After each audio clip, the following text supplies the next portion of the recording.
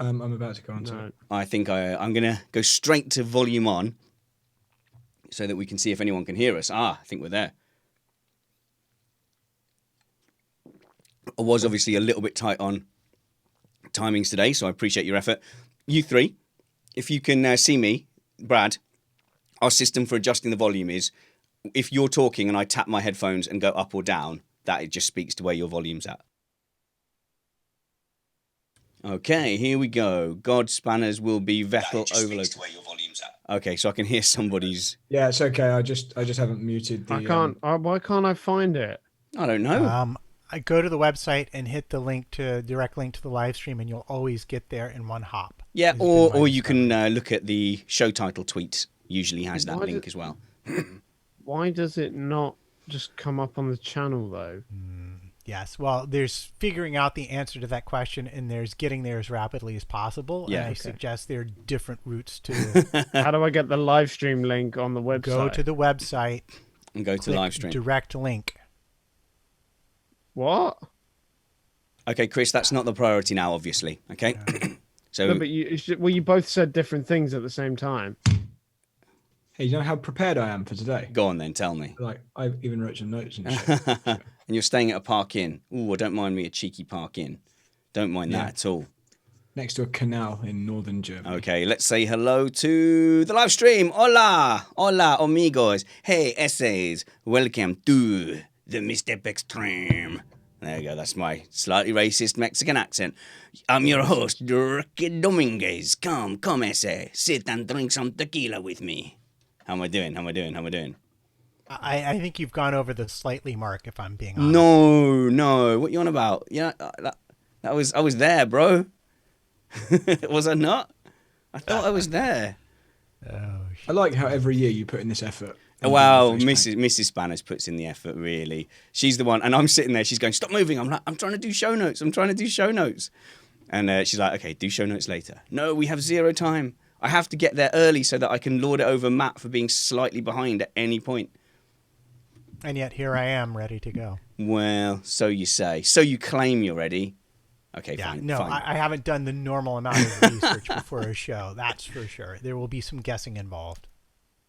And also, the number one thing that's annoying when we do these race reviews straight after, oh, look at that. I'm slightly out of sync on one of the shots. It's that one. Which one is it? Oh, it's the main one. Oh, that's a nightmare. Okay, I've got to get back into shot somehow. Is that new information will come up just after we finish, and then for the whole week people go, actually the steward already commented on that, and you go, yeah, like after we did the thing. Why didn't we do the show on Monday? I think thankfully there's not that many controversial things that have been left. Did you not watch the start? Fiat's penalty, is he getting a penalty? He's already got a penalty. Second penalty. Yeah, it's in Formula B in the notes, Brad. You're welcome. I've got to now just try and make this one frame look the same. Otherwise, Steve will be upset. You're welcome. Despite filing a 2,800-word article in the last hour, I also managed to put the show notes more or less in order. Do you know why I was late, Matt? I was late because I was putting your medal for that in the post. If it wasn't for the time I spent going down to the post office. Yeah. Have heard this whole thing. Yeah. Okay, we're there. I was actually just sat here waiting for it to start. Like literally sat here. I didn't realise you guys were already on. Well, you thought we'd password protected the call. All right, so I'm ready to go. You have password protected? No, I haven't. Was there a password? Yeah, I had to type in a password to get in. You even sent me it. You sent me the password. Does that happen every time? Yeah. Oh, right, I didn't know that. Sorry, guys. Right, I didn't know that. Okay, cool. Well, let's get on with the show. I've never had to put in a password. Yeah, I think clicked the link. I think drinky Brad's been drinky. So thank you for persisting with your laptop problems today, Brad, and getting here on time. That too. That was a real problem today. I had to stop on the motorway several times to not throw up. Yeah, that's good. Also, and not drink drive as well. I did 2 laps of the Northside this morning. Definitely still over the limit. I think it's more of a guideline. It's more frowned upon drink driving than a hard and fast rule. Well, there's a number. If you're over the number, you're guilty. If you're under the number, you're not. Oh. Unless you drive into a bridge and you That have tested me. alcohol in your system, in which case they will just simply adjudge you to not be able to hold your liquor, and it doesn't matter what the number is as long as there's any. So, will so be. just similar to this, just before we get started, just to warm up my voice, there's a very similar law when it comes to drink cycling. I assumed it was against the law to drink and cycle. It absolutely it isn't. In the UK, it is only illegal to drink and cycle badly. Ah. Well, then one could say perhaps the same for driving. It's something like 400, if I'm remembering the number correctly, Germans lost their driver's license by drink motor scootering. No. Drinking and riding those little electric scooters after they'd been drinking. Okay, cool. Matt, just give me your last sound check and we'll go. Let me adjust a thing here because you know me, I'm old and I have to adjust things more often than you young folk. Yeah, I know. Things get How's that? complicated. They Yeah. droop, they go different places. Yeah, cool. Go halfway back to where you were. That's very easy with a slider that just jumps random amounts every time you click. Okay, Are we cool. really letting Chris record We with a good there? bed that hasn't been made? Yeah, it's his bed. What are you on about? Hasn't Let him been lie made? in What do you it. want it? Do you want it to look like a I friggin' did say it. hotel? I did say it. He made his bed. Now he can lie in it. Now he can stand in front of it on YouTube. Tell you what, Chris, why don't you move your camera up slightly, and that'll get rid of the worst of it. Okay, cool. Let's do this. Okay, everyone but Matt, shut up. Hang on, unless that's from Steve Amy, that message. No, I think we're good. No, that's Van Gene sending something. Critical, hopefully. No, not at all.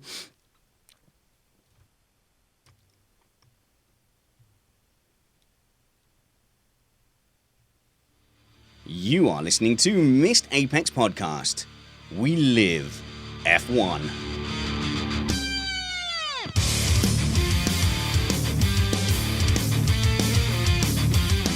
Welcome to Missed Apex Podcast. The title of today's show is Mad Max Beyond the Autodromo. That title suggested by Not Stratton on Twitter. Some close runners-up. Yay, Checo. Bit biased, that one from me, to pick that from Mark Malloy. And we've got Paul Burton, who came in with Fury, Fire and Fizzle.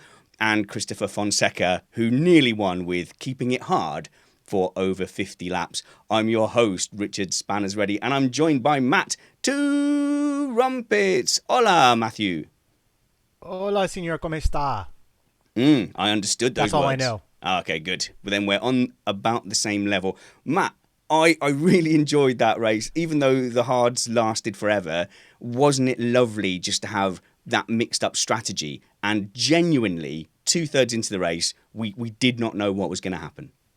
I'd say 10 laps to go, we didn't know what was going to happen. And it was fantastic to see the multiplicity of approaches the teams took and to see which ones were ultimately successful and which ones didn't pan out as hoped, I guess you could say.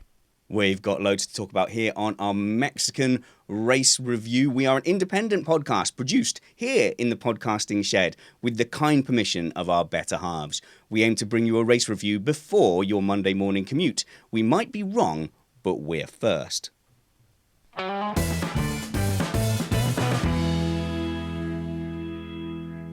We're also joined from the bedroom of PR genius and legend in the making, Chris Stevens. Hey, Chris. Hey, Spanners.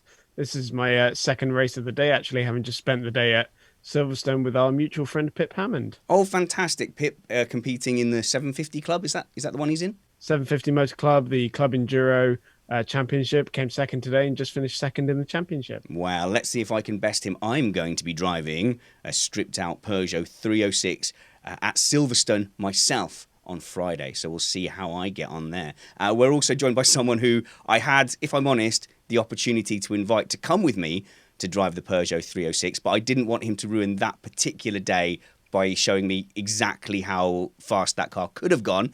But it is VLN Series champion Bradley Philpott. How's it going, Brad? It's going well. It's going well. I'm glad that I managed to get online, and I really enjoyed the race today. And you are fully in celebration mode after yet another Nordschleifer win. I'm coming down from yesterday's celebration mode. I had rather too much to drink last night, and I've spent all day today suffering for it. what kind of racing driver would you be if you didn't celebrate a race win by partying hard into the night? I just listened to Jason Plato's autobiography this week, and so I think I took a bit of inspiration from that, and yeah, had quite a bit. Fantastic. Loads to talk about today in qualifying.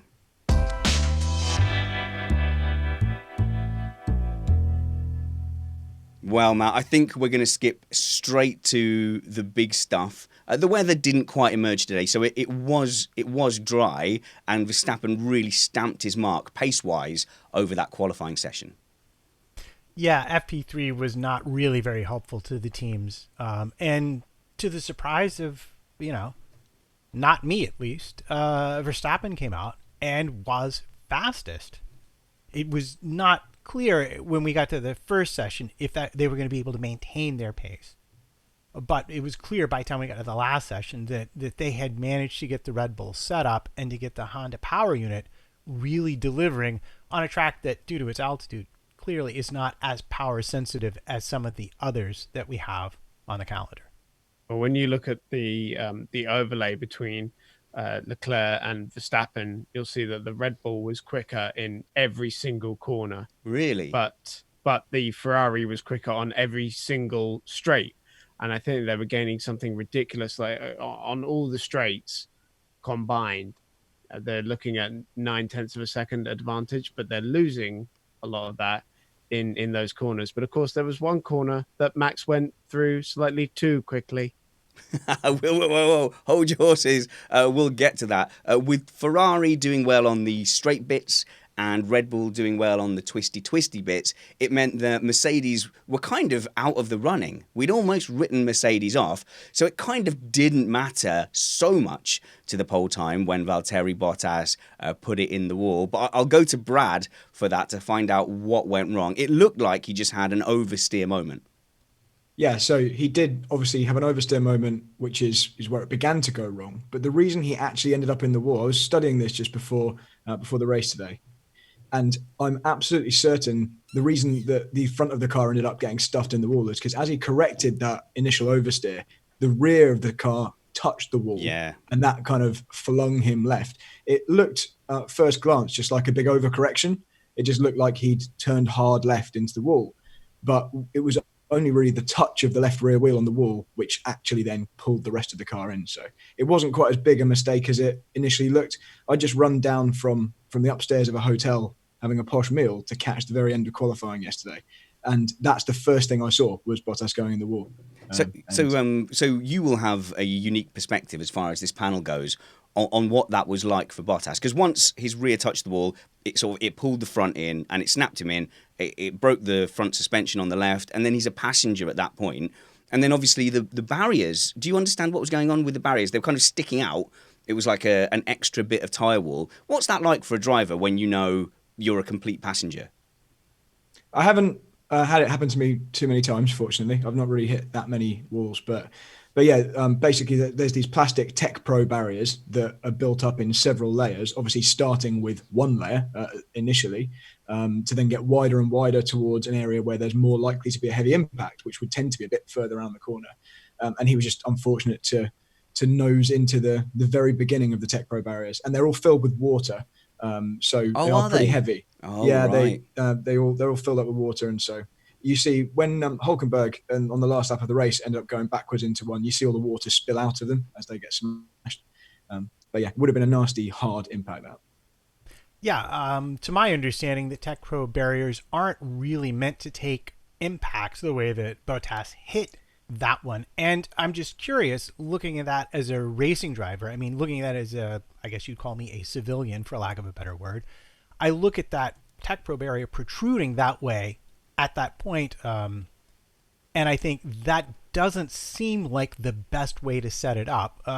Is that something that you noticed as well, or is there always going to be stuff like that on a racetrack and there's only so much you can do?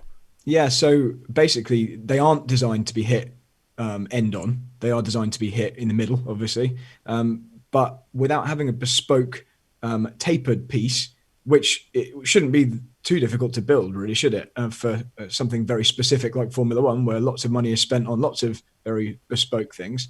But yeah, because there is no tapered end to those Tech Pro barriers, you basically just have one width at the beginning, and they generally set them up in a way that you have the areas of the corner where you're likely to hit. And he just, because of the way he lost the car and he slid along the concrete, he just ended up at the end of it. And I don't think they planned for that. Okay, well, that just about covers qualifying. So let's move on. Oh, no, hang on a minute. No, there was something else, wasn't there? So obviously, Bottas was leading Hamilton out, which in itself was quite telling. So normally they would switch who comes out between the runs. In Mexico, the Mercedes went out Bottas first, Hamilton second on both runs. And I think that kind of put to death, if there was still any talk of Bottas potentially still winning this championship, to bed. I don't think anyone's thinking about Bottas's championship. But then the controversy started because Leclerc had already ruined his second run. So I think Leclerc had done that to himself, going wide through the stadium section, Chris. He said that the Ferrari made a small setup change just on the front end. He wanted a bit more front end, but then it destabilized the rear. So the time he gained in the first sector on his second lap, he then lost in the third sector, and that's why he didn't improve his time. Yeah, that's a good racing driver excuse. I'll remember that when I don't do well at karting. What did I did an adjustment to the front end, so I did an adjustment to my seat position, and that destabilized me. Clappers is saying he thinks that might be standard procedure for Merc, but okay. In any case, I thought they swapped it on a run for run basis rather than a race for race basis.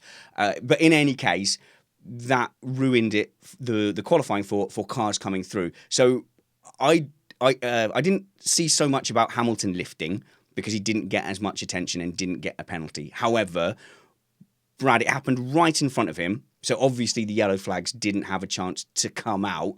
There's a racing driver instinct, I suppose, when a car peels off to simply look for the fastest line through. But also it looked like he did lift as well. Brad, then Matt. So specifically, which driver are we talking about? Just Hamilton to start with, because he was Hamilton. He was the first driver through. So I didn't get a chance to see this properly, other than just the highlights. That's all I've really seen of qualifying. So I'm gonna let someone else answer because I'll just be guessing. I think it's a human reaction. I remember being on the Staten Island Expressway one time at like 3:30 in the morning and getting passed by a car doing, easily 100 miles an hour, and trying to, looks like it was warming up its tires like Formula One cars do down the grid. And I thought, boy, that's going to go very wrong. And it did. The guy hit the guardrail, spun off in front of me. And I had started braking long before the actual impact because I could see he was losing control of the car. Perhaps he was asleep. I don't know. And I suspect if you were trailing Bottas at that time, and you see him going along the wall towards the Tech Pro barrier, you're automatically thinking, I don't know where he's going to go when he hits that thing. So I'm going to back off and keep myself out of trouble as best I can. Okay, so I just wanted to address that because as soon as Verstappen got that penalty, you got this massive swathe of whataboutism. But what about Hamilton? It looks like he lifted. If anyone knows any better or wants to dispute that, do let me know. But I think it's fair to say the focus was on what Max Verstappen did.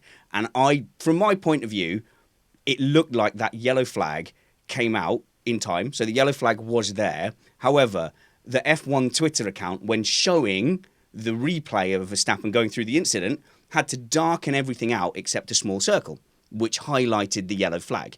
And if they're doing that, that demonstrates one thing, which is that it's not immediately obvious. And when I watched it back without that little circle, I missed it. I missed it even though I was looking for it. So I have some sympathy with Max Verstappen for missing the yellow flag. There is some talk as well that the impact from Bottas damaged the Marshall post, Chris, so that he wasn't able to see the yellow on his dash line. But nobody else seemed to miss it.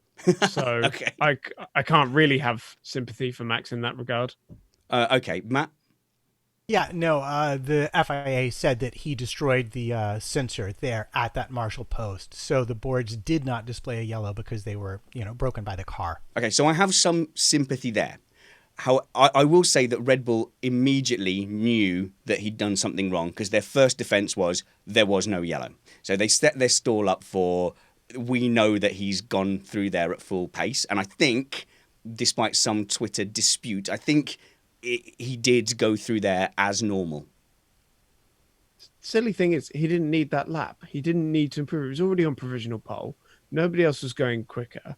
Leclerc had already not improved, and nobody else was going to improve because of the Bottas incident. It was a totally unnecessary penalty that he picked himself up. So the two things that upset me, I suppose that is 2.5, is that it was unnecessary. But in that moment, do you really think, well, I was leading after the first run and nobody else looks to be improving, therefore I'll lift off and give it up? The two things that obviously upset us are the press conference, where he seemed to show absolutely no remorse or no concern whatsoever for what he'd done. And the second thing is, Brad, and you can correct me here, I think, is surely the car in the barrier is enough of an indication to slow down. Even if you've missed the yellow flags, don't you say, that is my colleague, possibly my friend, he's in the barriers, now is the time to lift, this isn't about this quali lap now. So there's a couple of different mindsets. One will just be that he knows he's on an improving lap, and he just the key thing that overrides everything is that he's right near the end of a lap and he's improving and he just wants to finish it. And I know from a lot of experience how frustrating it is when you're on a good lap, a better lap, you're on an improvement lap, and something happens, a crash or whatever, that brings out yellow flags and it means it's going to ruin it. I had it just yesterday. All through my race stint yesterday, I had constant crashes that would spoil what would have been a record lap. And so the number one thing is, and this isn't very sensible from him, the number one thing is he just wants to get that lap done. Obviously, pragmatically, that in hindsight is definitely not the right thing to do. I would argue, though, that the car being there in the barrier isn't quite enough for a really super competitive driver who's nearly at the finish line to back off. He will need a clear yellow to tell him that, to make sure he has to back off, otherwise there'll be a penalty. Your mindset as a driver is, well, that is that guy's fault. He crashed, so I'm he's the one that's put himself in the barrier. I'm not slowing down for him. As long as it's obviously clear, as long as the track isn't blocked and there's no marshals literally stood there. I think, okay, so the first point I'd say is really don't have the judgment or the time to see if marshals are out. They might be on their way there. F1 Mia Hamm says Max admitted he saw the flags. In any case, Matt, he certainly admitted in that press conference that he was definitely aware there was an accident. Okay, I missed the press conference. Okay, cool. What I mean, I know there was controversy. I saw his immediate remarks, but I didn't see him admit that he saw the yellow flags. But the point that I would make, and I think, what it goes to is there are, in effect, two systems for telling drivers there are flags on the course. One of them is the actual people with the actual flags, and the other is the electronic boards and signal on their dash. So if Max were to have perhaps cleverly said, well, there was no signal on my dash, I turned the corner and I saw him in the wall, I didn't see the yellow flag because I was looking at my apex, and it was just, you would think there'd be a yellow, but there was no yellow on my car, and so I was just unclear. And given that state, as a race driver who's paid to go as fast as possible under all circumstances, I didn't slow down there until it was clear to me it was a wreck, and I should have, because his very last mini sector was a bit slower. Okay. That could have been a plausible explanation. Now, I'm not saying that's what actually happened, but I think there's some room in the rules, if you know what I'm saying. Okay, so just to pick up on one of your points there, I would hope that the training for young drivers isn't always go as fast as possible all the time. As much as that would make a great movie script, I would hope that it would be similar to boxing coaches, where they would say, protect yourself at all times. Like you cannot win races if you're severely injured. Brad? Just sticking up for Max again slightly here. Not all yellow flags are equal. And was it a single yellow that was out at that time? Yes, however, it had been made clear by the stewards that a single yellow still warranted you to take speed off. And I'm not saying that he did the right thing in any way. All I'm saying is that I've heard a lot of commentary on this, treating it as if he sped very closely past an obstacle which was in his path, and there were obvious double waved yellows or whatever. And you're trained, you're not specifically trained, but you go through your racing life learning that a single yellow isn't the same. If it's a big enough incident, if there are people on the track, if there are people working there, and if it's dangerous enough, there will be more yellows, or there'll be virtual safety car or a red flag, or there will be something more obvious. And if you don't have a light in the cockpit and there's only a single yellow at the side of the track, and you can clearly see there's nothing in the track in front of you, Okay. it's not such a clear, you have to definitely slow down. And I believe there are a number of ways he could have explained it in the press conference where he could have easily got off the hook, because Okay, it wasn't that heinous an offence. I think one place we're going to have to fundamentally disagree is that I strongly think that car in the wall on the exit or in the potential firing line very close to the track like that, I would hope, if that was my kid sat in the barrier, that the other drivers were going to pay more attention to that. That's how I feel. I'm not a racing driver and I'm not the rule maker, so I'm not going to fight you too hard on that. Getting to the press conference and getting to, basically, he got away with it. He had got away with it. The FIA were not going to investigate this. And here's how the back and forth went. Max Verstappen said, he got asked, did you see the crash? And Max said, I was aware Bottas had crashed. The journalist then asked, did you back off? Max said, it didn't really look like it, did it? Then smirked, laughed, and looked very awkward. And there was a sort of hushed silence around the room. Because sorry, Max Verstappen fans, okay, I do not have a bias towards Max Verstappen or against him. So if this was Lewis Hamilton or Sebastian Vettel, you could pick me up for my normal biases. But for me, it showed just a massive lack of respect for the danger of his sport and for other drivers. And that upset me. That made me very, very uncomfortable. B, it was just stupid because he completely shocked himself and he didn't have an excuse ready. So I think Matt and Brad have got some alternative things that he could have had lined up. Matt, what should he have said? Well, aside from what I've already put forward, I think the simplest thing to say was that I just wasn't certain what was going on until I was by it. Because if you think about how fast he's going, because we all watch it in slow motion and there's like 5 or 6 seconds. I mean, you come around that turn, you're already looking for your next apex. It's out of the corner of your eye. He becomes aware of the crash. And by time you even think, oh, hey, I haven't seen a yellow on my dash, what should I do?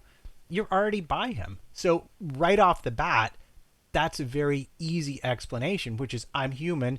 It takes time to react to situations. And I was in a situation where there wasn't an automatic choice. There wasn't a yellow on my dash. There wasn't a yellow board.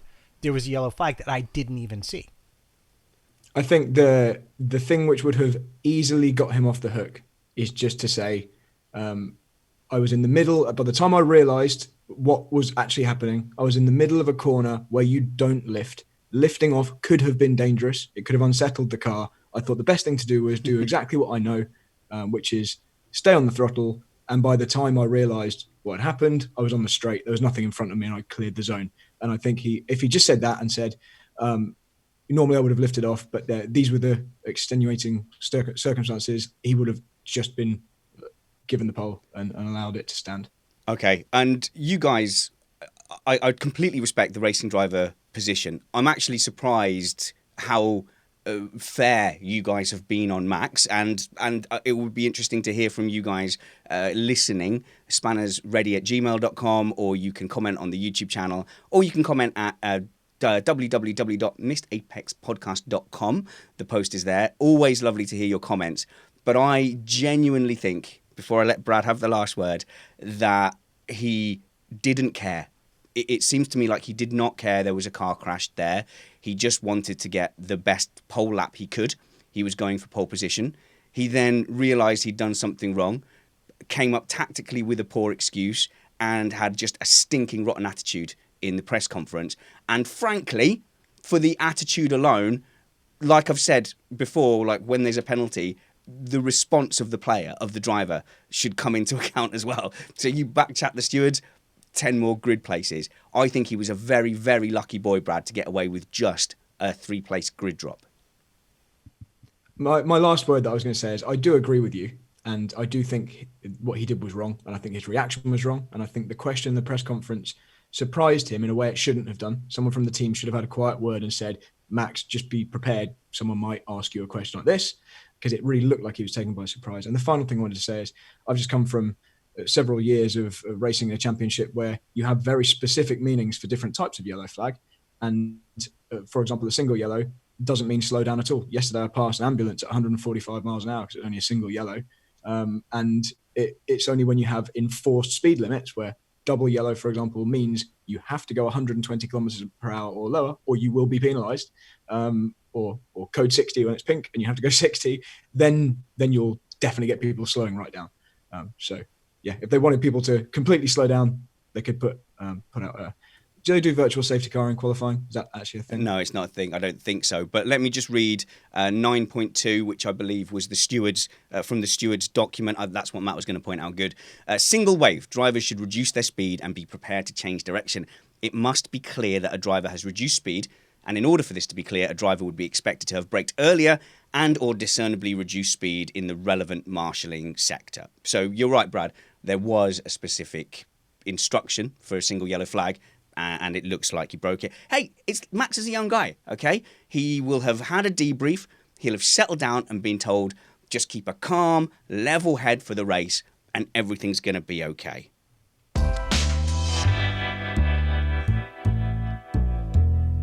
And they didn't hear about Max Verstappen again for the whole race, Matt. Oh, this is where we turn to you and ask you where the race was won and lost in a fantastically tactical race that, in all honesty, no one could call.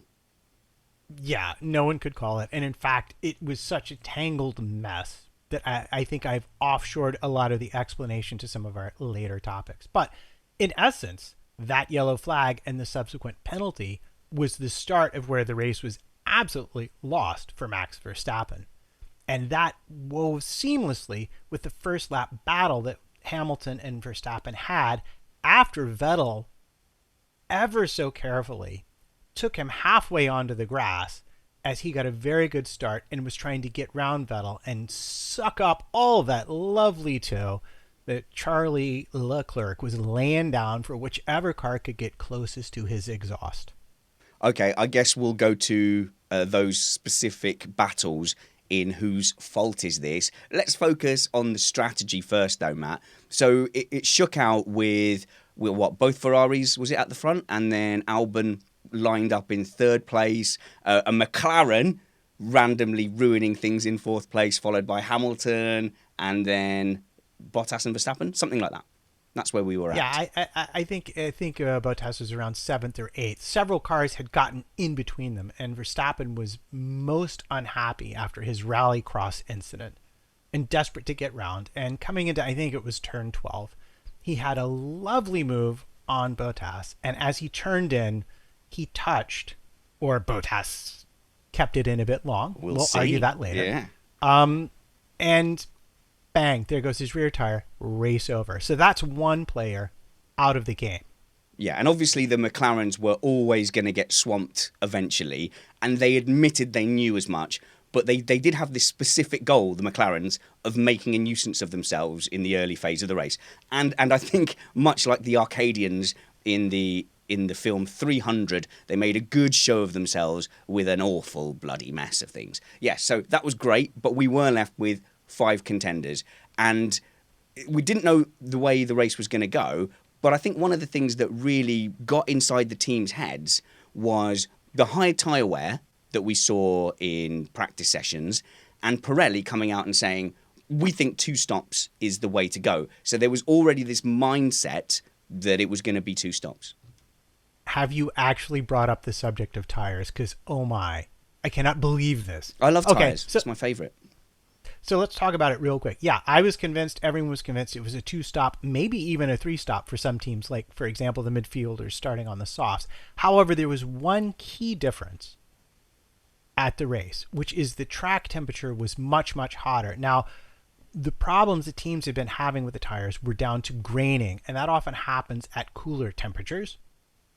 And it had hotted up enough that suddenly what was absolutely looking to be a nailed on two stopper, like we saw Ferrari do a couple of weeks ago, swung over into suddenly we can make this tire last forever, at least in the first stint on the medium tire, which we saw Hamilton do and we saw Vettel do in a really amazing job of keeping his tires alive and good pace in them far longer than anyone predicted. So the whole thing was just tossed up in the air. And what the first thing that caught Ferrari out was they had Leclerc in the lead.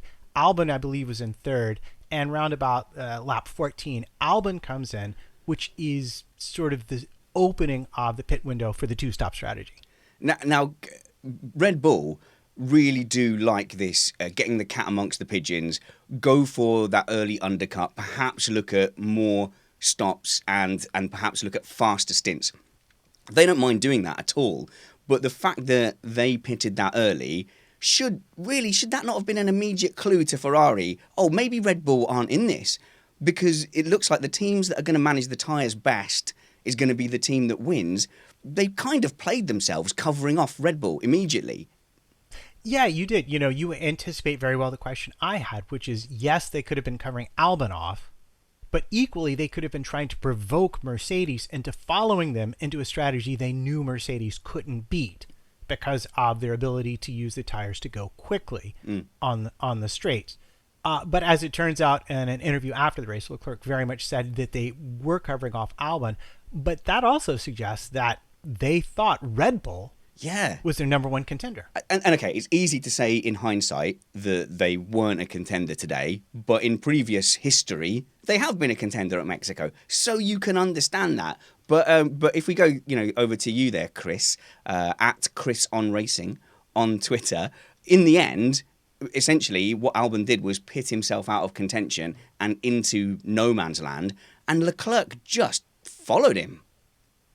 I think saying Red Bull weren't the contenders is maybe not the best way of putting it, because I think Verstappen certainly could have won that race, just maybe not Albon. I was quite surprised to see Ferrari kind of follow Red Bull on that, but also to split their strategies as well between Leclerc and Vettel.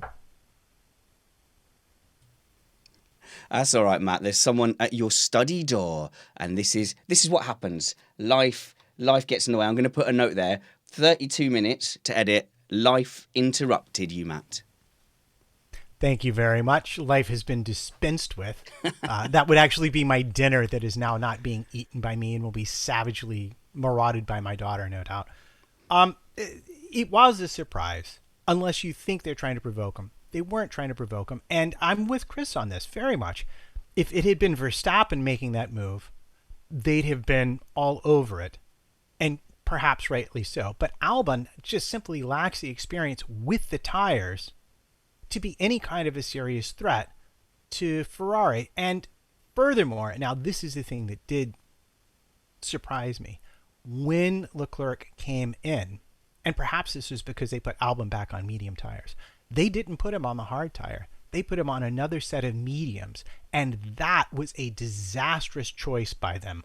Utterly disastrous, because they left themselves no flexibility with regards to strategy down the road. For example, I could point out Ricciardo going 51 laps on hard tires. And they had also pitted Leclerc because he had been complaining about being undercut by Vettel. So they gave him the first bite at that apple, and it wound up from, I believe, was it Singapore that we saw this happen? Coming back to bite him, and the team attempting to be fair and make him feel like they weren't just trying to let Vettel win all the time. I have to say, there's a chat room comment, Matt, DDTV213 says, Matt should be allowed his dinner in the shed. Hashtag feed Matt. No, I demand ultimate commitment. Matt may only be fueled by whiskey during the show. So there's two major tactical rolls of the dice left. You've got basically Bottas and Hamilton out, looking like they could go on forever, Chris. And you've got Sebastian Vettel in much the same position. Has to be said, at this point, it's looking commanding for Ferrari. for Sebastian Vettel, and then it's Mercedes' turn to roll the dice. And I think the big question on everyone's mind is how much was this tactical masterstroke and how much was this, Jensen Button 50-50 claim credit if we win, and if we don't, just quietly forget about it. Well, I think Pirelli said you can do 50 laps on a hard tyre, and that's well, they ended up doing less. It was 48 laps, wasn't it, on the hard tyre? So I don't think it was actually all that much of a gamble. I think track position is so key, and it's hard to overtake around the Mexico circuit, as we were saying in our preview as well. Track position is king, and for me, Ferrari made their second mistake, which was Sebastian Vettel very overconfidently saying, "Oh, let him go." Let Oh, him really? go. Right. Okay. Matt's going to argue with the first thing you said, and I'm going to argue with the let them go thing. Okay. Yeah, I would argue because the temperatures of the track alone should have necessitated not another stint on the mediums, because the car would be lightest at the end of the race, and that's when you'd want the extra speed of those mediums to carve your way back through the field. The hard tire gives you a bigger window to run a longer stint, and as we were already seeing from Ricciardo's performance, was doing much better than the teams would have expected. Now, in their defense, there wasn't a lot of data at that temperature with this tire. Most teams only bring 3 sets, and only one car runs them. So to a certain extent, I can understand it. But you leave yourself no strategic flexibility. With the second set of tires, you fulfill the sporting regs, and you can go to the end if there's, let's say, a 10-lap safety car. Yeah, so he may as well have tried it then. You're there, you're in a race winning position. If you may as well go for it. If you need another stop at the end, okay, fine, you need another stop at the end. But I think the higher temperatures actually not so much helped out the tower, but it helped the graining phase just marginally anyway. And let's not forget that there was really one team that ran the hard tire in any real capacity during practice, and that was Mercedes. Okay, so I'm going to argue with you, Chris, on criticising Vettel for the let them go, because I think he was absolutely spot on there. Mercedes really surprised everyone because they're not normally that proactive. They are not normally on the front foot. They're normally very good at reacting to what has happened and then making the best of it. Here, I think they completely surprised Ferrari by going for it and just going for an undercut. And I, like so many other people, thought this is a huge mistake. This is not a track where track position is king. This is not a track where you just want to undercut and then try and stay ahead like you would at Monaco or Singapore. But if they had just box the lap after, Vettel would have just lined up behind Lewis Hamilton and there would have been absolutely no chance. Sebastian Vettel was absolutely correct to say, they've got us. The only chance now is preserve tyres and be on better tyres at the end. I think they had a good enough gap that they'd be able to beat him out of the pits after one lap, especially. I don't know, what was the undercut worth? Do we know? Not a lot. Oh, okay. All right. Well, it depends how accurate you think that the graphic that comes up, Brad, that says, oh, they've got a 50% chance or whatever. I was going to say the undercut how effective it is depends massively on whether or not you come out behind someone, which happened quite a lot today. People's attempts at undercuts being ruined by a car just getting past them at the end of the straight. And I wanted to mention, we've had Chris saying that track position's king, and Usman saying that this track, maybe track position isn't king. Yeah. And the thing that was really noticeable was it was possible to overtake people, obviously, if you could get close enough. But it was very difficult to get close because of the overheating rather than dirty air causing aerodynamic problems. It was causing brake temperature problems. And, the Mercedes, for example, can only ever get close to a Ferrari for a lap and a half before they were being told to drop back. So I think that was probably the most difficult, the thing that was making overtaking the most difficult. Yes. Yeah, absolutely. So, yes, it was a track where you could overtake. However, even Bottas was being told, get out of Vettel's cooling area, not cooling area, get out of his draft so you could get some clean air and cool down your brakes. Matt, there's a couple of bits I want to move on to here because there was opportunities for perhaps Ferrari to stay out even longer, because here's how I saw it. Hamilton came out, absolutely panicked, was not happy, and I don't for a second believe this was part of a master plan. I just think Hamilton came out, literally saw, I've got 1 billion laps to go on one set of tyres. I've felt this initial graining and I don't like it. Because initially, he made up loads and loads of time. I think he felt the graining, panicked, realised that they were in his ear going, no, we're going to win. And he's in the car thinking, these guys are going to leave me out on a one-stopper. I'll show those guys. And he slowed down. So he stopped catching Vettel and the gap stayed static. Now, that can't have been simply because he'd run out of tyres. He was just, that's the point where he was playing the long game.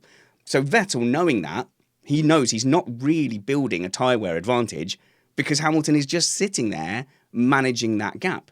So for Vettel, could he not have stayed out even longer? But then they decided that they were going to cover off another car. They then decided to cover off Bottas. Yeah, which brings us back to the undercut, because at that point, Bottas was just about 3 seconds back of Vettel. And if they hadn't acted, then absolutely Bottas would have been in front of Vettel. But as it is, they came in the following lap, and that 3 seconds wasn't enough for him to get in front of Vettel. So that tells you a little bit about where the undercut was. He was already losing time. His tires were already starting to go. And I think that's why it also was a good move.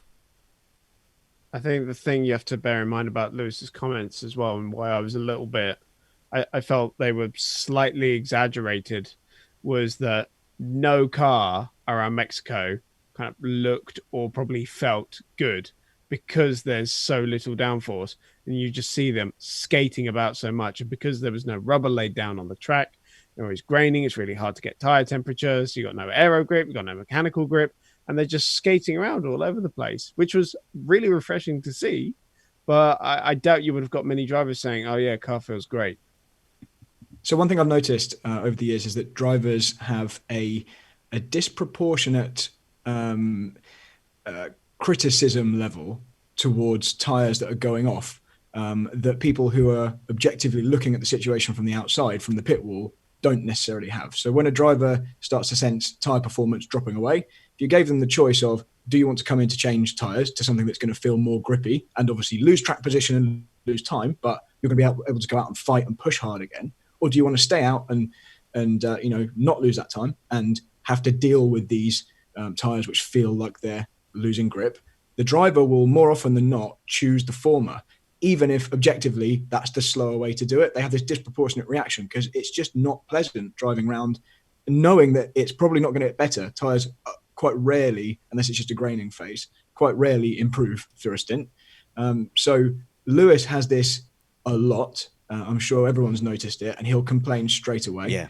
And he doesn't have the benefit of being sat there on the pit wall looking at it with a calm head. He's got all the adrenaline. He's hot in the car. And he can't see the other drivers who are struggling the same amount. Yeah. Yeah. And all he knows is that in his mind, he wants to just be able to push really hard because you have this self-belief that, well, I know I'm going to lose time, but if you put me on fresh tyres, I can push really hard and I'll make it back. I can do that. And that's, I noticed that a lot, especially with Lewis. Yeah, so perhaps underrated the role of his normal race engineer Bono, who's normally in his ear, and they had to bring in the big guns, didn't they? They had to have the Ross Brawn style voice of God come in, like, Lewis, it's James, like we're gonna be fine. But when Lewis is complaining about the tyres, it tells you nothing. It tells you absolutely nothing about how the race is actually gonna pan out. And I think in the end, Matt, with hindsight, the Mercedes pit wall could look at initially actually Verstappen. Didn't he bolt on hards straight away after his puncture? And they could look at Ricciardo, who was continuing Renault's tactic of let's just leave Ricciardo out forever in every single race and just see what happens. So actually, Mercedes did have this constant, if they'd have seen Verstappen's pace and if they'd have seen Ricciardo's pace start to dip off, and me and Treeface were watching the timings, and it really wasn't. Verstappen was keeping the pace, and if anything, was putting in personal best sectors at certain points. So they knew from a long way out that it wasn't going to happen. And then, of course, Verstappen had to start looking behind him at Bottas as well, and that was key. And they had to start looking at Leclerc coming through. So in the end, not perhaps the miracle run that it looked like. In fact, it reminded me of 2015 Sochi, where Rosberg locked up and had to change his 2014 Sochi, sorry, yeah, Chris. Yes, I knew that. It was the first season at Sochi, wasn't it? So we didn't understand the surface. Went on to the hards on the second lap, and still managed to fight back to second place. And I think that may have been an element here, Chris, where we just didn't understand how well the tyres were going to last on this track in these conditions. I think as well, teams won't mind a driver who complains a lot, as long as he's winning races. It's when you get a driver who complains a lot and doesn't win races, Grosjean. then they start to get... Grosjean. Yeah, I didn't want to say it, but yeah. So somebody asked me before the race, who should I bet on to be first out? And I was like, Grosjean. Always bet on Grosjean. And then he's involved straight away in that incident. So I will put it down to a great win from the Mercedes pit wall, a fantastic drive from Lewis Hamilton. He had this reputation of being a tyre muncher, but I think the eons are proving that he's incredibly good on the tyre wear. In fact, I was explaining how the race would go to my son before it started. I was saying it's going to be critical on tyres today. So look out for the guys that are traditionally good on tyres to do well. Vettel, Hamilton, Perez, and so it seemed to pan out. And before we get to the rest of the field and the adventures of Max in the Autodromo, I think we need to play a little game. Whose fault is it? Okay, guys, you know the rules by now. Whose fault is it? Is based absolutely on my marriage. There is no racing incidents in the Spanners household. If our house was on fire, we would have to assign blame before escaping. And when we decided it was my fault, then we could collect the precious cargo of the pets, our hard drives, and maybe one of the children. So we're going to play Whose Fault Is This? Racing incident is not an option. I guess we start right at the start line with Vettel's crowding of Lewis Hamilton. I'm going to look around my panel. Does anyone think that move was cool? Just hands up, show of hands. So Brad thinks that move was cool. Matt thinks that move was cool. Okay, so I will just get this very intelligent point in first before I go to Brad. That move was absolute filth. You dirty, smegging git-face, Vettel. How can that not be completely dirty? He just drove him off the track, Brad. Okay, so you'll remember as part of the lane system, when you're in a corner and you have this kind of consent where both cars are moving in the same direction. In that instance, you're effectively allowed to move into other people's lanes because both drivers are moving in the same direction for a period of time, and there's like this consent. And in this situation, at the start line, I appreciate they're not on a corner, the fact that Lewis allowed Vettel to push him wide gives Vettel the consent required to continue and do it. If Lewis had stayed straight and not turned left onto the grass, and Vettel had continued to move across, he would have touched him, or he would have not continued to move across. So it's the reason that it wasn't penalised is because he only squeezed him enough to put, say, one wheel on the grass. So it didn't look like a very big thing.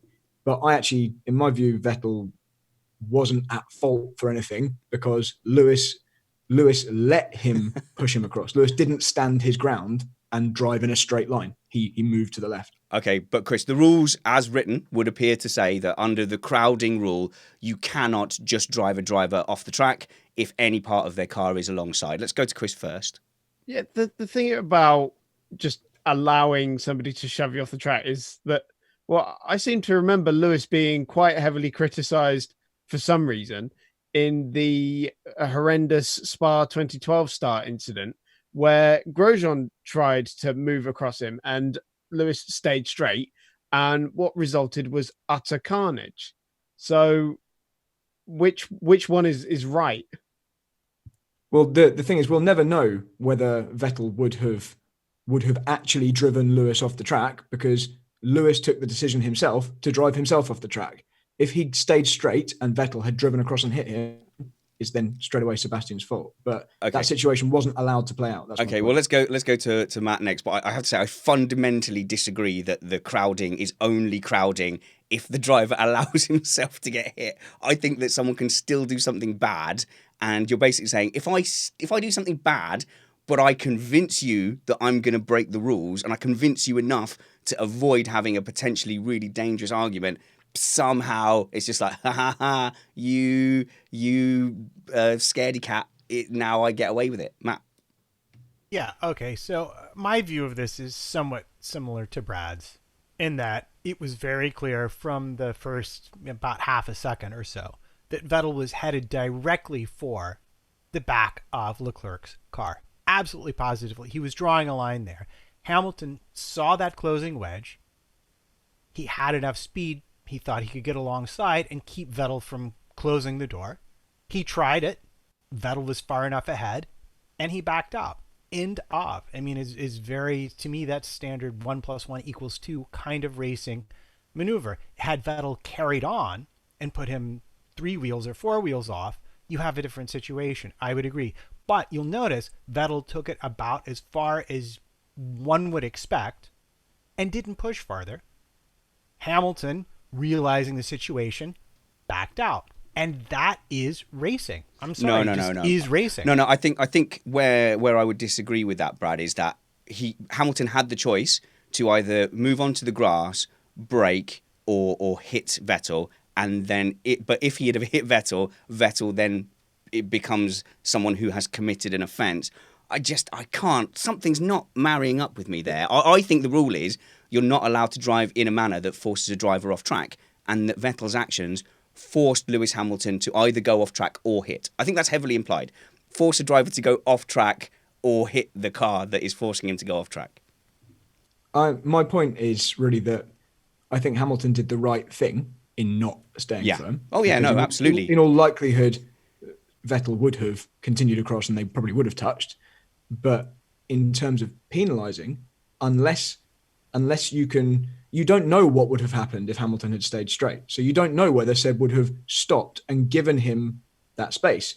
He didn't need to give him a car's width because Hamilton gave Seb extra room to move into by moving out of the way before Seb got there. Do you see what I mean? So it's, if we're talking about giving Sebastian a penalty for that, then that, in my mind, can only happen if Hamilton stays in the same position. I mean, Leclerc did the same thing to Hamilton. Hamilton also got out of the way, and he at least got the black and white "don't do it again" flag. To me, this seems to be an absolute pass. So for president now, if you get a bad start and somebody is coming up the inside of you, you can absolutely make it clear that you are going to drive towards the edge of the track.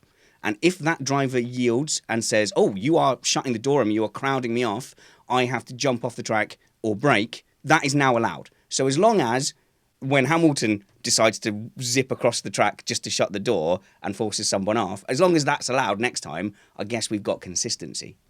That's always been allowed. It's self-policing because you don't want to make contact. The car moving across doesn't actually want to hit that car. And they'll quite often come off worse. If Vettel had continued across, he would have got significant damage. So that's why I think it is always allowed. It's always, especially at the start like that, there's always this peripheral vision consent where people see other cars moving from side to side and you adjust your line to give them space. But if you wanted to force it into a fault position where someone is going to be at blame for a thing, you have to stand firm and hold your line. That's fine, but that's fine, except we've got precedents of when Leclerc did it, nearly exactly the same, first lap, all the same kind of circumstances. Just remind me that exact one. That was at Monza when he moved to the outside. Hamilton also avoided the incident, and it was deemed to be an offence, but his punishment was only the black and yellow flag. Yeah. Oh yes. Okay. So this was coming down into the first chicane, the first chicane after the turn one. Yeah, I remember. I'm trying to think why that was different and why I would have judged that differently. I think, was that not because Hamilton had already committed to a braking point, and so at that point Hamilton doesn't have a choice to do anything else, and if Leclerc moved to his right there, he really is forcing him off in a slightly different way. Okay, Matt, round this up for us. To me, it's simple. If Vettel had carried on to the edge of the track and Lewis had to move all the way off to avoid contact, that would have been penalty Vettel, no question. As it is, it was racing between two people who respected each other, and neither one of whom I heard complain about it at the end of the race. Okay, let's move on to the little scuffle between Verstappen and Hamilton into that corner. It looked like, I thought that Verstappen just lost a little bit of control and slid into Hamilton, but Christian Horner was talking about Hamilton sliding. So, Brad, how did you see that one playing out? Yeah, I watched this one in detail because I obviously assumed we were going to talk about this. So what actually happened was they went in side by side. Neither of them was on an ideal line. Obviously, Verstappen was pinched slightly, he couldn't use all the track, and Hamilton was running wider than he might want to. So they're kind of on the wrong bits of track and not on the ideal part, both with a bit of steering lock on. And initially, Verstappen has a moment of oversteer. So Verstappen briefly loses the rear. Almost immediately afterwards, Hamilton has nearly the exact same thing happen. But in correcting that put him very deep for the left-hander. And because Verstappen was alongside him, that forced Verstappen to then have to cut the corner and drive off the track. So they both had their own independent moments of oversteer. I assume just getting on the power on the exit there on cold tyres with some steering lock on. And it's just that Hamilton's moment of oversteer really inconvenienced Verstappen. There was no contact between them, and there was nothing malicious, or nobody really did anything wrong. It was just oversteer, small mistakes from both of them. I think there was contact between them. Verstappen lost some wing, and Hamilton actually suffered some fairly significant looking floor damage. But it wasn't contact it wasn't Verstappen touching Hamilton, which made Hamilton have oversteer. It was contact after Hamilton had done that and went really deep into the left-hander that Verstappen wasn't expecting. Yeah, it was a great save by Hamilton, but it did result in contact in the both of them pretending to be rallycross drivers for a brief minute. I am really, really surprised that didn't end in more carbon fibre. And in the end, I think they both did pretty well. There was a point where they could have both kept pushing to stay on the track and stay past each other. And I think, to be fair, they both yielded and they both lost out. However, whose fault is it? Who are we blaming? Because I know Paul di Resta, someone's pointed out, Paul di Resta said it was Hamilton's fault. That is exactly the same as Hamilton complaining about tyres. Paul di Resta blaming Hamilton tells us nothing about who was to blame. Chris, who you blaming? I agree a lot with what Brad was saying. It looked like they had their own completely independent incidents, and Lewis just getting too hot into turn 2 is what forced Max off. Want some butter and syrup with that waffle, my friend?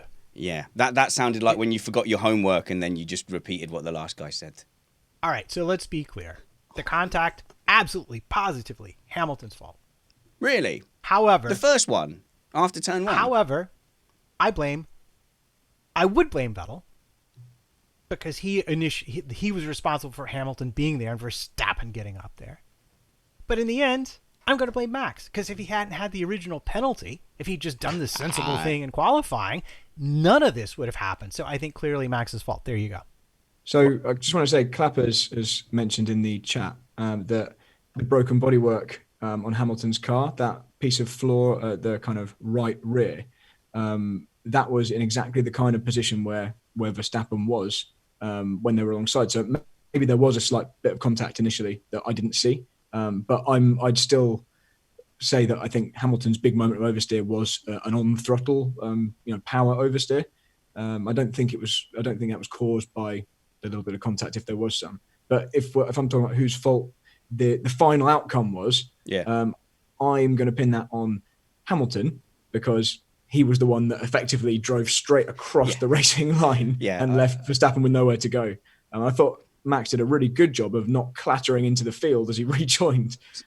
So I think it was a bit more deliberate than that, because I think that I blame Max for the first bit of contact, and I just think Hamilton had a little bit of tilt of like, no, you don't. And he made sure that on turn 2, the left-hander, he was going to go all the way to the outside. So I think Hamilton was always going to go all the way to the outside to shut the door, and actually wasn't in as much control as he could have been, and even went further and ended up with them both going off and not just him. One more, whose fault is this, I think. Oh, no, we've got 2. Oh, God. The next one involves Max Verstappen as well. My goodness, the wonderful tales of the swashbuckling Max Verstappen. If there's one thing that is clear from this weekend, either something was off with Max today, or he just has some genuine... I don't want to say maturing to do, Chris, but this was not his best show, and we do have to remember he is still very much a young lad who has a kind of Michael Jackson scenario where it's all been put on him from such a young age. Every now and then it's just gonna and it's just gonna come out. And this weekend, he has been 3 years ago Max Verstappen all weekend. Yeah, he's clearly been driving very angry. not least probably because of what happened after qualifying. It was very clear that he wasn't taking no for an answer from anyone on track. And it's as if, remember at the start of 2018 when he was just hitting everything because he couldn't pick the situation and when to choose his battles, and he got so good at that over the last year since Monaco of that year, and he's been really, really good at that. And the first half of this season was amazing for him, but suddenly he's just regressed back into this, back into his 18-year-old self. I mean, for one weekend, Brad. I think that a number of incidents that he has been involved in this weekend have conspired to make it look like what Chris just said. But I actually don't. I think, okay, the yellow flag thing in qualifying, that's his fault. But I think the first corner, as I just mentioned, I think that was mainly Hamilton. Certainly, Max didn't do anything particularly wrong there. And I think the puncture was Bottas's fault. I think Max made a great move, and Bottas turned towards him and hit his tire. That's it was a late move. We could discuss that specifically, but yeah, the actual contact was because Bottas drove into his tire. So Max was reporting that issue before that contact, as early as lap 1, apparently. What with his tire? Might have been a slow puncture. I'd be very, very skeptical about that. The way it came off, contact, and he immediately had a puncture on the very next straight. No, I know it's really weird, but apparently that's what he said on the radio. Okay, well, I'm not sure about that. Go, Matt. The one doesn't necessitate the other being wrong. If you look at the way the tire came apart, it looks like someone took a box cutter to it and it just turned into a pizza, the sidewall, and that's not a slow puncture, I don't think. Okay, but let's talk about. Come on, guys. We're getting into technicalities. We've got to assign blame here. What was Bottas thinking? Was he just thinking that Max was going to get past a lot quicker? Hang on, here you go. Here's my amateur assessment, Brad. Max Verstappen, that was such a good move. Such a good move from quite far back. And he had to do a lot of work getting on the brakes and making sure he stopped for the corner. Did he just stop for a long time because he knew he was past? It was almost like a block pass. Once he'd got the line, it was not really about making the corner anymore. It was just about getting stopped and making sure he was in Bottas's way. And it didn't matter how long it took him to get away because Bottas couldn't have driven around him. I think you're pretty much spot on there. Yes. And for any new listeners, I just want to point out that when we're assigning blame here, we're not necessarily saying anyone did anything intentionally. I don't think Bottas meant to hit Verstappen at all. No. But I think exactly what you said there, Spanners, it just was an overtake which took slightly longer than Bottas was expecting. He obviously allowed the move to happen. He didn't just chop across him. He allowed enough space for Verstappen to come through. And then at some point, he has to turn into the corner. And it just so happens that he turned in a couple of tenths of a second too early and then had to straighten the steering and then go again. But by that point, they'd already touched. And as we all know, it's quite difficult to judge precisely where your front wing is, where you can't see it, and they're very wide. And so it was just a very small misjudgment, but obviously it had big consequences for Verstappen. Yeah. And but Bottas came off absolutely fine, obviously. Yeah, so Bottas's fault, but quite innocuous. Maybe unfortunate, and maybe it exacerbated an already existing issue with Verstappen's tyre. Chris, what on earth was going on with Hülkenberg and Kvyat? I'm gonna, just from seeing it once, I only saw it once, Chris, but my instinct is, where's Kvyat's head at? That was ridiculous. Kvyat, the torpedo, living up to his name there again. It was, I can understand why he went for it. Like Dan Dare on the brakes, final corner of the race, for one more position. Slight bit of desperation because he's cost himself a points finish there. But really, really silly move. Okay, let's get on to Formula B then, because we're running out of time. I genuinely thought we've got no time to pull together show notes. We're going to be scrabbling around come the hour mark, desperate, looking for things to talk about. As always, Matt, I got that completely wrong. I do want to talk about Formula B because it was a fascinating battle for best of the rest. I put a shiny penny on Perez simply because of the tyres and because I thought the tyres were going to dominate. And he had a really good run, but I did think Ricciardo was going to come back and get him. And in the end, it was quite a spicy battle. It was more exciting than the battle at the front because it was closer in a way. It was tenser at the front, but at the back, Ricciardo with the stint, long stint.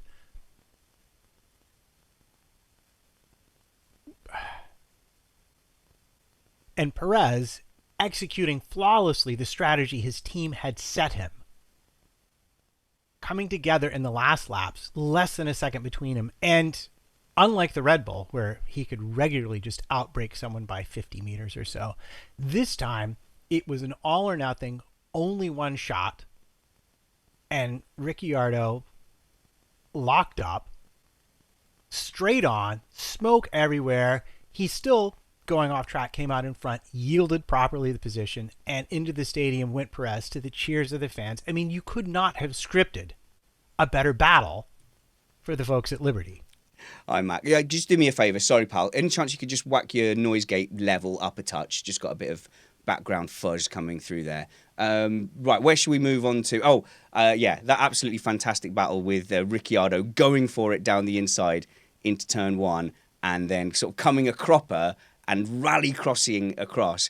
And what I love about that turn is you can do a Hamilton and you can just keep it planted and hope that the stewards don't penalise you and that you're going to get away with it. Or you can do what Ricciardo did, which is look to the side, wait for Perez to come through, and then line up. So a good result for the home crowd there, I reckon. Are we ready to go to the podium, Matt? What have we got left out? Oh no, Formula B. Oh, McLaren. Oh, Norris, Bradley, Philpott. It looked like they were going to be best of the rest. It looked like they basically pulled the Ferrari, but in Formula B. Yeah, a couple of laps in, they were sitting really pretty, weren't they? I'm a little bit of a, as you know, a little bit of a McLaren fan in the background, and I was really disappointed at that pit stop. And it must just be so gutting. Norris is having a few tough breaks, and nothing that he could do. It's just, do we know what was happening with that particular stop? I saw an engineer explaining to him what had gone wrong, but obviously we couldn't hear it. Is it just trouble getting the wheel nut on? There were obviously a few of these today. Yeah, it does look like it was just a straight up Haas situation, wasn't it? And it's unlucky, but I think for Lando Norris, the bad luck is well publicised. So people know it's not him just doing badly, and the script of rookie having a bit of bad luck and not doing quite as well as Carlos Sainz isn't going to hurt him as much in this season. Because really, what's Norris fighting over this season, Chris? He's still going to finish this season going, McLaren love me, everyone loves me, I've shown I've got the pure lap time, we're good. It's clearly got a long-term future with McLaren, and the guys come into Formula One with such an amazing track record. And even though in Formula One there are very few places to hide, it's very, very clear that Lando has got a bright future in Formula One, especially doing the things that he has done with a McLaren car that, although, okay, it's top contender in Formula B, but I still call it underperforming. And as a unit, it underperforms, operationally speaking, that is. And he's clearly got a good bit of feist. He's been quicker than Carlos on occasion, which you wouldn't expect as a rookie. Carlos is very experienced. So, there's no pressure on him to beat Carlos weekend in, weekend out. But even with that, without that problem, without the pit stop problem, there's no guarantee that Norris would have been able to stay in that good points paying position, as Sainz obviously really struggled throughout the race. Couldn't keep it was on hards, wasn't he? And he just still couldn't keep them alive. So Norris may well have had the same problem. Yeah, very much unlike a lot of the other teams. McLaren, with their aero philosophy, really had a hard time with the hards. Sorry, I said that poorly. Hard time with the hards. I don't really know why that was, but I suspect it had to do with the downforce they were running. Perhaps they were just having some difficulty getting that tire into the proper window to make it perform fully. And did anybody catch how, and was it just on racing skill, did Robert Kubica just outrace George Russell today, Chris? Well, so I don't know if George had anything wrong with his car, but we did get to see, the moment that Kubica overtook him, and I was like, 26-year-old Kubica all over again. Brilliant move. He launched out the inside and just frightened George away from the apex. It was amazing. I'm still waiting for Kubica's driver parade, because I think he's on his way out of Formula One. I'm still waiting for the rest of his colleagues to sit there with their hands held over in an arch, holding their steering wheels or something. What would the movie be? In the movie, they'd be holding their steering wheels instead of swords, like they do in Officer and a Gentleman or something like that, and just give a massive salute to the guy who came back to Formula One with one arm and did not in any way disgrace himself. I'm going to say that every race review till we get to the end of 2019. Let's move on to the podium.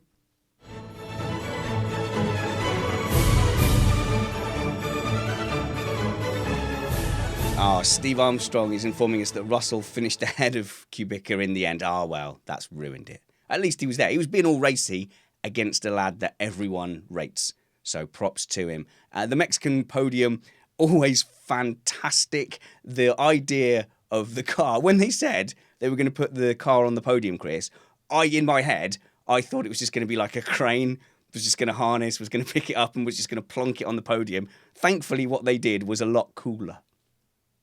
We got a WWE style entrance. It was fittingly almost like a Rey Mysterio entrance, given it was the Mexican Grand Prix. The Americas, I'm not going to mess this up again. Where did we decide Mexico was? Central America, North America? North America. Okay. Mexico. In that case, right, the North Americans just do showbiz better than we do in Europe.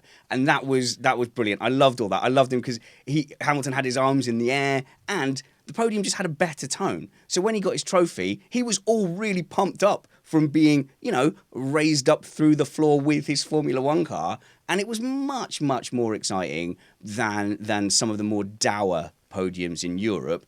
The only massive fail was the driver. They had a driver mascot in a helmet. Mariachi driver. Yeah, and he had like a live selfie stick that was attached to the broadcast. So that was cool that he was trying to do that. But no one had told the drivers, and they would just go, "No, dude, look, no, who are you? Dude, we're fine. We're celebrating." He was so desperate for he'd been, drivers to be fair, like him. He'd been told to do that, just no one had told the drivers. See, I don't know if this is a bit of a culture clash, because I know that me and Matt sort of butted heads on this earlier in the week about commentary style in the US versus in the UK, about how US commentators they don't talk for the first half a lap, which I find astonishing because that's their job. But for me, the podium was a little bit cringy. So I don't know if that's like a culture clash. You are, yeah. I wasn't I'm not. It was a bit cringy. It was quite cool watching the car getting raised onto the podium, but there was like this whole massive mood swing between that and then the anthems being played. Yeah, no. To me, we can get rid of the anthems. I've never liked the anthems. Stand there, and okay, as proud as you might be of your national anthem, the British national anthem is not a party tune, and it's awkward just watching the people sat there going, "Yay!" and all the excitement from coming out. You've come first, woo, yeah. And then it's like halfway through, and then it's finished, and then we've got to listen to the German one as well. It completely kills the mood. Get rid of the national anthems. We don't need them. Put the flag there, say hooray, or just play a little bit of it and get that mood going. But Chris, you've summed up the worst thing about British culture, which is look at him, how cringy. He's actually trying. He's openly enjoying himself. Come on. Stiff upper lip be damned. Let's have fun.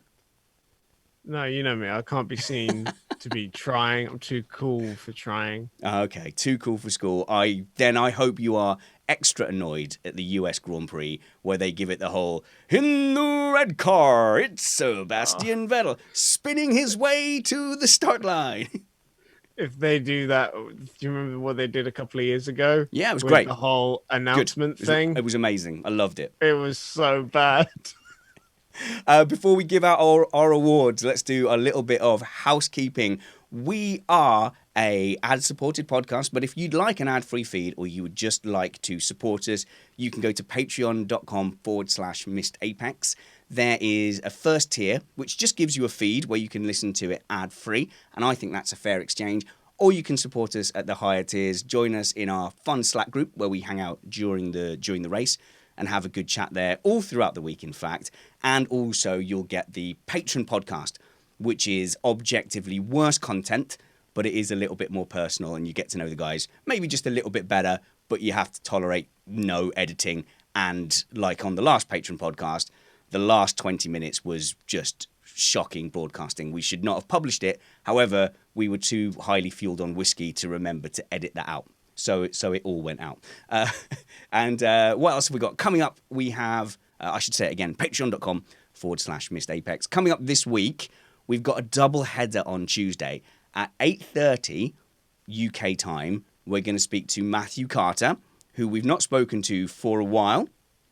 He's going to be talking to us about all things going on at Renault, Ocon, because there was a few people that said he got it wrong about Ocon. But if we roll the tape back, which we will, he got it pretty spot on.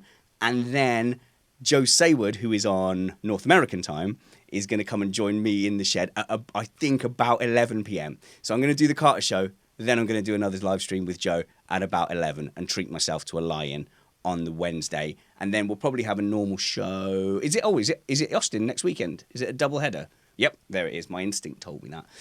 Yeah, so there we go. So we'll do the same thing as we did this week. We'll do the race, and then we'll go straight into the race review as quickly as we can. You can follow Matt at MattPT55. Search Bradley Philpott on all your social media platforms to catch up with the fastest person in the shed.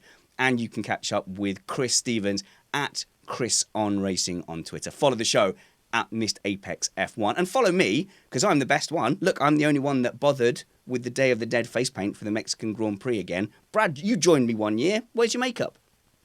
Because I'm in a hotel in northern Germany, having just travelled here this afternoon, I didn't bring my makeup kit with me, I'm afraid. That's a 10 next year. We'll call that a black and white flag.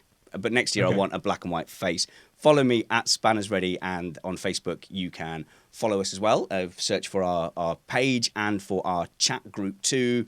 And what else? You can, hang on, YouTube, that's the one. Steve would kill me. Subscribe to us on YouTube, and you can join us on the live stream. Search for Missed Apex Podcast, and you can chat with us live. Make sure you subscribe there. Matt.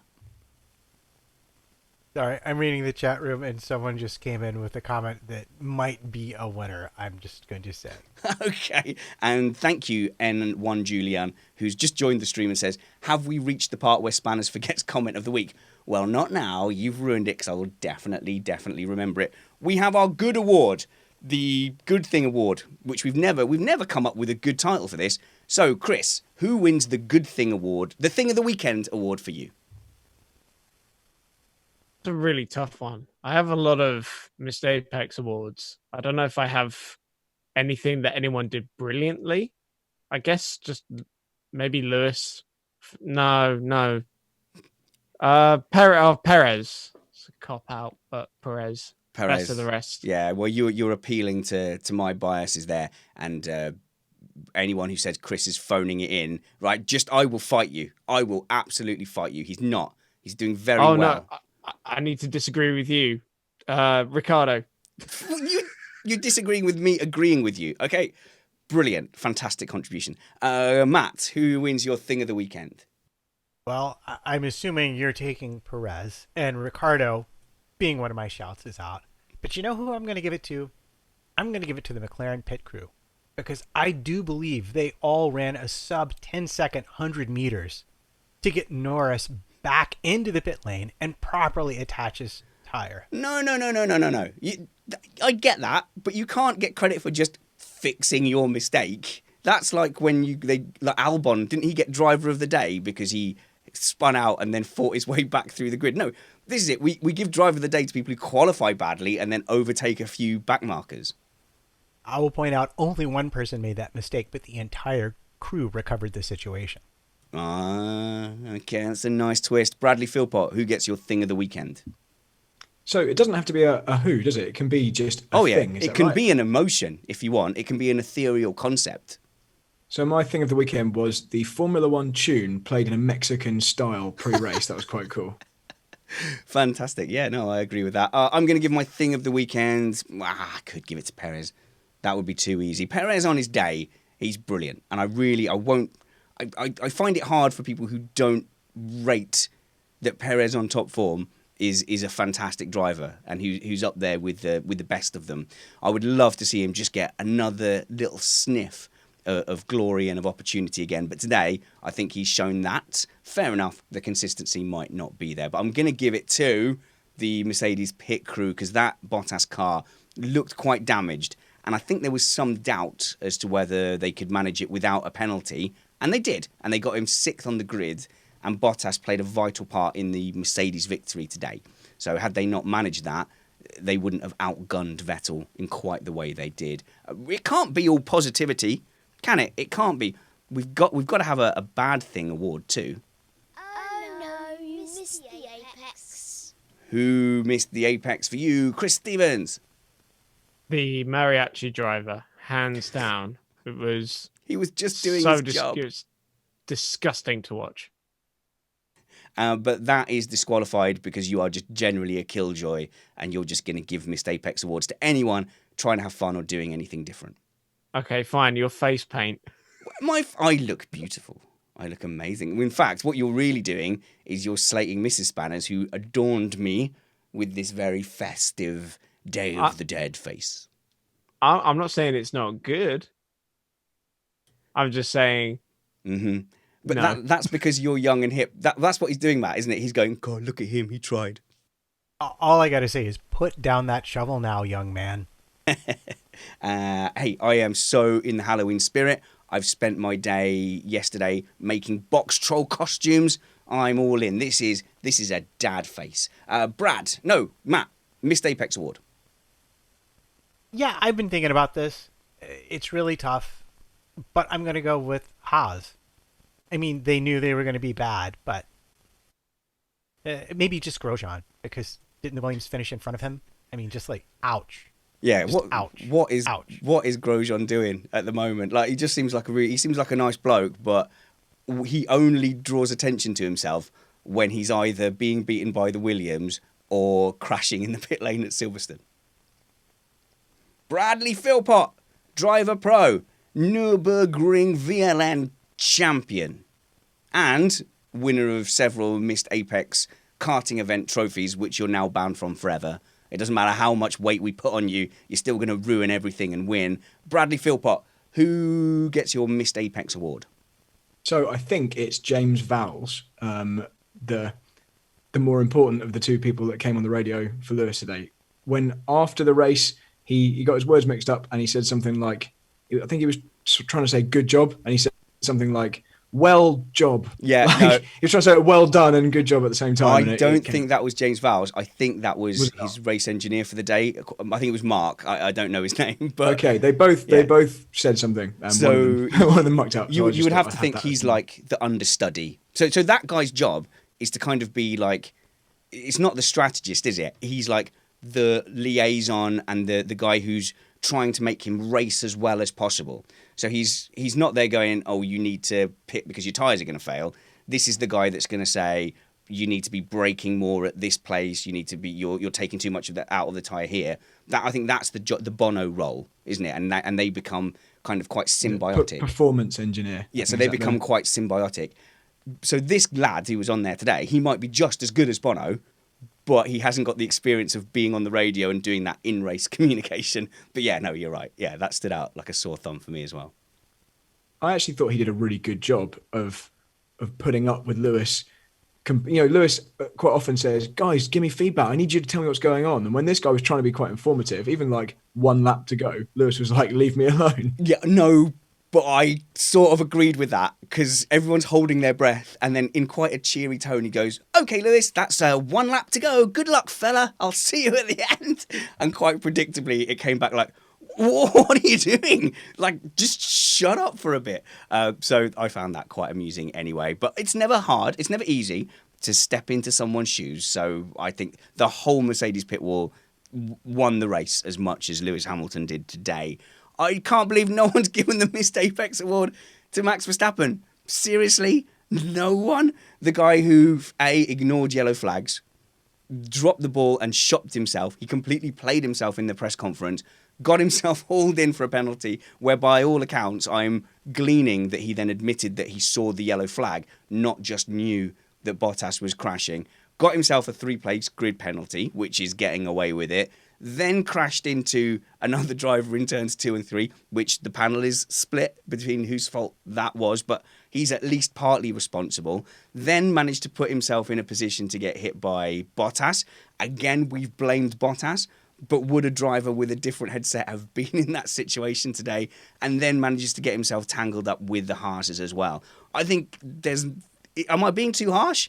Surely there's no way. In fact, the only people who are more Missed the Apex award worthy than Max Verstappen are all the people who voted him driver of the day. And can I say that driver of the day continues to be a worthy and worthwhile use of all our time. Long may it reign. One last award, a pony award.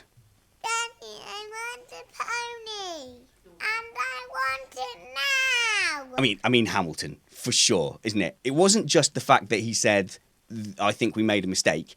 It's the fact, Matt, that he said, I think we've made a mistake 85 times in 4 laps.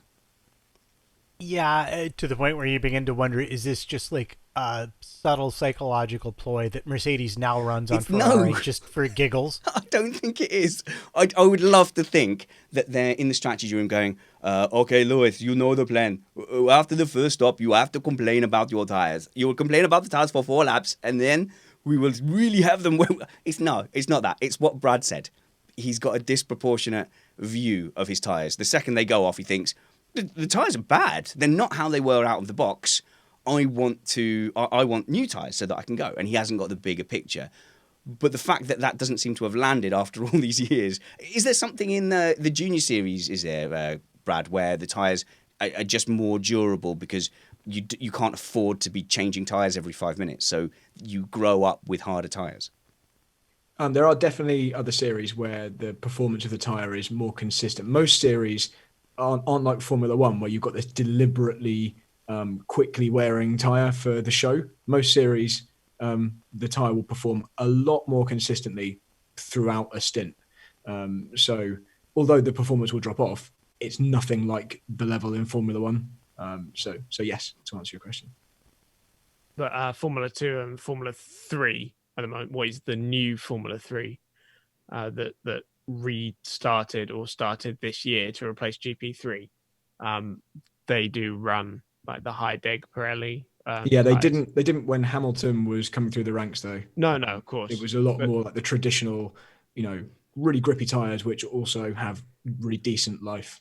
Oh, I didn't spot. Firstly, 2 things I didn't spot. What happened to Roman Grosjean at the beginning? And secondly, did Mercedes do their fake pit stop? Where they come out, pretend they're doing a pit stop, and then go back again. I missed it this race, although they have done it 100 races in a row in the past. So I don't know whether they did that. Now, what happened to Grosjean? Anyone? At the beginning? No, that put him right down the back? Oh, no one caught that as well. I thought someone would have seen. Matt, you must have seen what happened to Grosjean. Wow. Okay. Sure, I did. He made a mistake and a thing happened. Yeah. And then the chat room are going, dunno. I think Roman Grosjean happened to Roman Grosjean. Oh, well, there we go. All right, we've got 1 award left. Chat room, I remembered it. So put your knives away. Matt, who are the contenders and the eventual winner of Comment of the Week? I'm just going to be honest. They have made this very, very, very, very difficult because I have like 90 comments here. And I know you're going to tell me we probably don't have time for all 90. Not all 90, no. Unless you speak really, really quickly. All right. Well, first, a shout out to David Polchinski chucking in some money in the chat. Thank you very much for that. Always appreciated, chat room. Anytime you want to give us monies for all the things we do here, we will not argue. Our friend European at the very start, if there's one British mechanic at Ferrari, now I have no doubt what his job is. Explain. Leclerc's pit stop. Oh, I see. You think they put a British mole in there to mess up Ferrari? No, I think Ferrari are perfectly capable of Ferrariing themselves. Yes, we have Paul Barton in with, I think Spanners misunderstood when someone told him he would get more compliments than Matt if he wore makeup. This isn't makeup. This is face art. How dare you? Thank you for supporting us in the live chat. Apologies. Armand Erikens disagrees. Just joined in, but Spanners looks better than Trumpets. ... today. The more I cover my face, the better I look. We have to give a shout out to Paul Barton. This one has to be Ericsson's fault when we were discussing whose fault it was. And Brendan Rogers astutely observes McLaren couldn't get a hard on. Ooh, that's a Ooh, I know what you've done there. That's a naughty, filthy pun. No, that can't win. That can't win. Okay, good. I have two more. One is Takura Chendov saying, if Chris doesn't get the pony, we riot. Not really. I'm at work. But I think the winner has to be Christopher Fonseca. Coda will have the winning car beer battered, deep fried, and hoisted onto the podium by Eagles. Oh, that's fantastic. They're going to have to do some to top that, though, aren't they, Chris? Yeah, it would be quite impressive. I would, if we could very quickly just add to the Pony Award contender for this quote I've just seen on Twitter via Philip Horton from Sebastian Vettel about trophies. We have a great race, but then you get these poopy trophies that look boring. Maybe we should have something traditional in the future. There's Heineken written on everywhere. You don't need the flickering star on the trophy as well. Well, two things there. Firstly, I don't know why you would bother with that particular brand when you can get a vast selection of craft beers. In fact, you can get 10 free beers, this wasn't planned, by going to www.beer52.com/Apex and just cover the £4.95 postage and packaging. Yes, that worked well. I'm good at this. And the other thing is, Sebastian, you might have been more impressed with the slightly larger trophy if you'd have been able to make your tyre advantage work and overtaken Lewis Hamilton. So, is he the winner? Christopher Fonseca, you are the winner of... Comment of the week. Thank you very much, everyone, for joining us in the live chat room. Thank you to those who support us at patreon.com/Missed Apex. We only survive because of you, and we only continue to survive because people decide to come and support us. You will get worse extra content, you'll get a nice place to hang out during the race, and you'll get an ad-free feed as well. Do join us on Tuesday. For those of you who want to go to bed at a sensible hour, me and Matt will be talking to Matthew Carter at 8:30 p.m. GMT. And for those of you across the other side of the pond, and even in Australia land, you might be able to stay up at around 11 p.m. GMT. Same day, double headering it, Joe Sayward joining us from the Americas. Until we see you next, be brave, because wounds heal, chicks dig scars, and glory lasts forever. This was Missed Apex.